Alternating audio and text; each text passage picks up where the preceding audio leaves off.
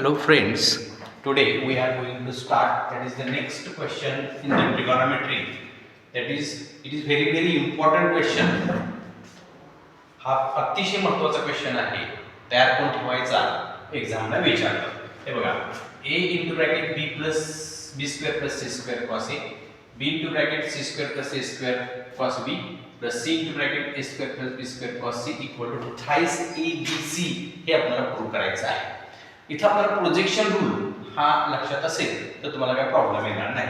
तर तो सांगतो कसा आहे बा, हे पहा LHS मी सॉल्व्ह करून घेतो. LHS equal to LHS a into bracket b square plus c square cos a plus b c square plus a square cos b plus c a square plus b square cos c हा तुम्हाला LHS मी solve करण्यासाठी घेतला. आपल्याला काय answer दाखवायचंय thrice A B C. मित्रांनो हे बघा किती सोपं आहे, अतिशय सोपं. 3 मार्क्स मिळतात, पटकन मार्क्स तुम्हाला मिळून जातात.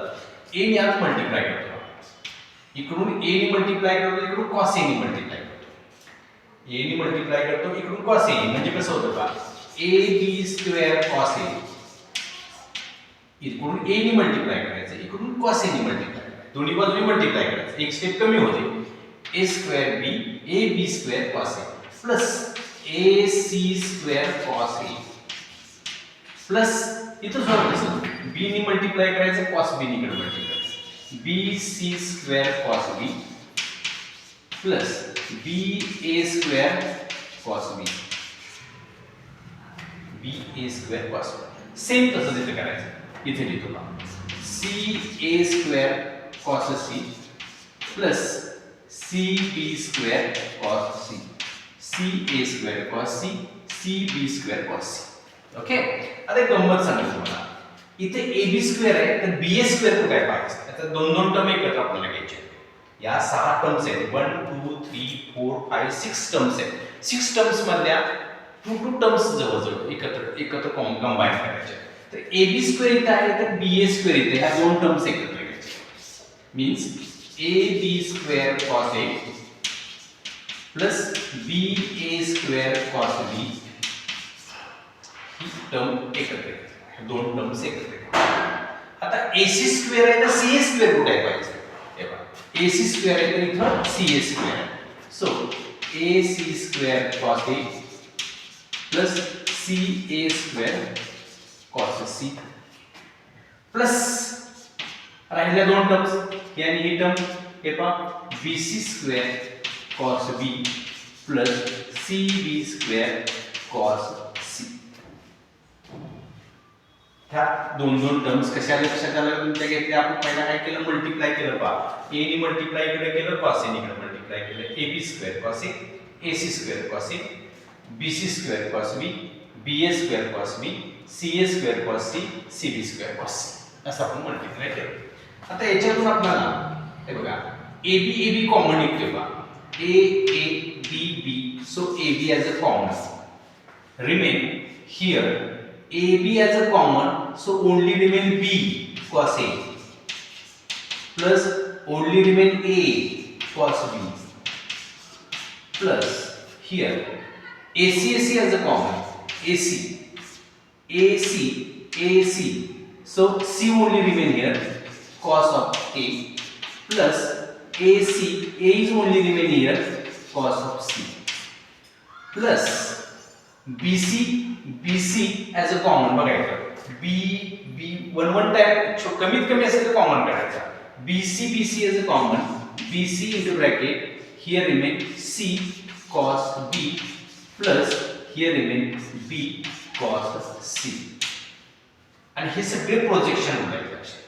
बघा ना, हा a b मला याला काय सांगितले, b आहे a आहे, a आहे b आहे, नाही कोण c. So projection rule c, a cos b cos a plus c cos b equal to c.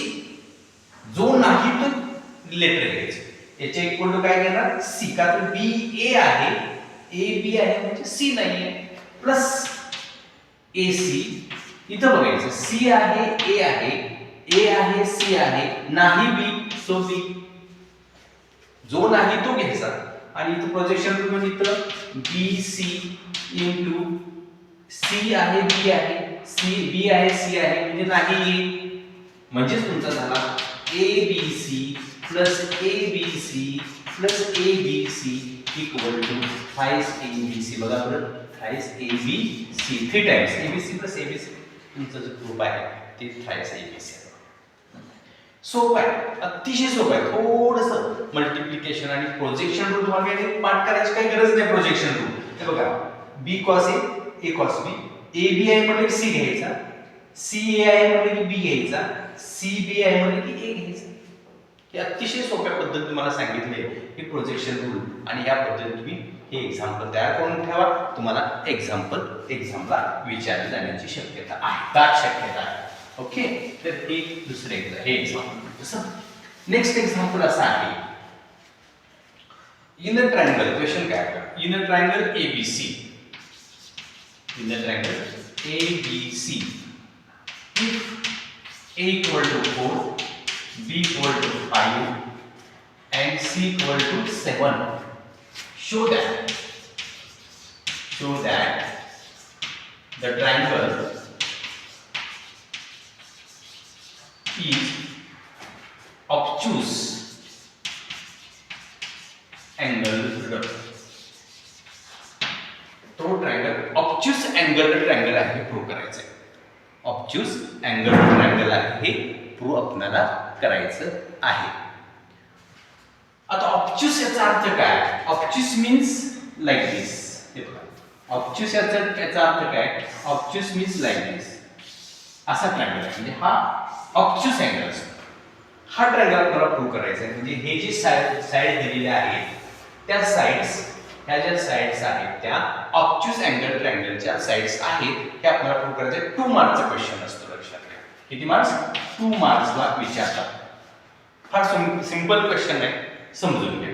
आता लक्ष द्या, समजा हा ए सी बी हा ट्रायंगल मी घेतला, तर सी हा जो व्हर्टेक्स आहे त्याच्या समोरची स्मॉल सी असते, बी हा जो व्हर्टेक्स आहे त्याच्या समोरची साइड स्मॉल बी असते आणि स्मॉल ए च्या समोर कॅपिटल ए च्या समोरची स्मॉल ए असते. आणि ही जी लेंथ असते ती सर्वात मोठी असते. So that is C. आता मग मी काय करणार? कॉस सी चा कोसाइन रूल यूज करणार आहे. बघा, कॉस सी चा, का तर सी च्या समोरची ही सी आहे ना. So you know, but we know cosine rule, that is cos c equal to a square plus b square minus c square divided by twice ab. Formula. आणि हा कसा लक्षात ठेवायचा सांगतो तुम्हाला. c आहे ना, आपल्याला व्हर्टेक्स किती आहे? व्हर्टेक्स साइड्स कोणत्या? a b c, 3 sides.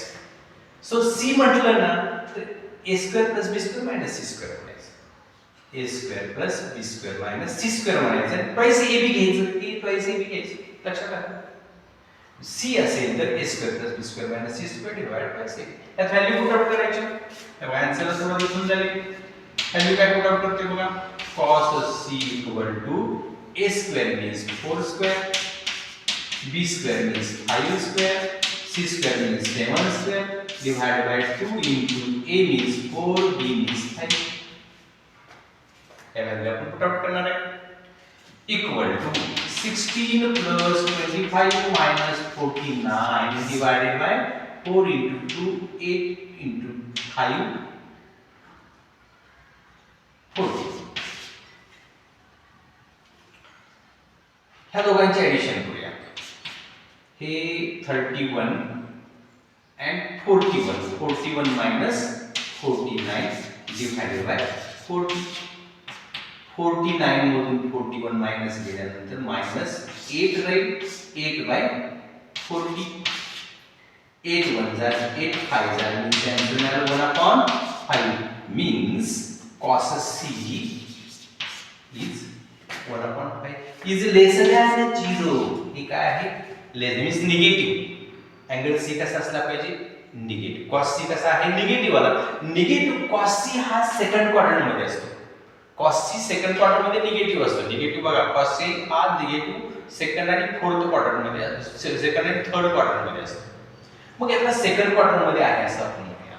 हा कॉस सी काय आहे, निगेटिव्ह असल्यामुळे therefore angle C is negative. So it must be in the second quadrant.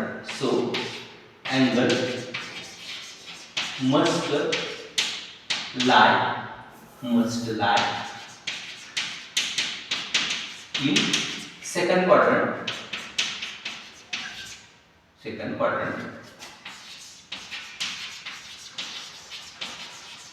मग सेकंड क्वार्टर मध्ये असेल तर 90 पेक्षा मोठा असतो. सेकंड क्वार्टर मध्ये म्हणजे 90 डिग्री पेक्षा मोठा. So obtuse angle therefore it is obtuse is true. समजलं? बघा, हे समजलं असेल तर आपल्या चॅनलला सबस्क्राईब करायला विसरू नका. अशी नवनवीन छोटी छोटी एक्झाम्पल्स तुमच्या एक्झामसाठी युजफुल मी टाकेन, ते तुम्हाला फायदेशीर ठरतील. थँक्यू.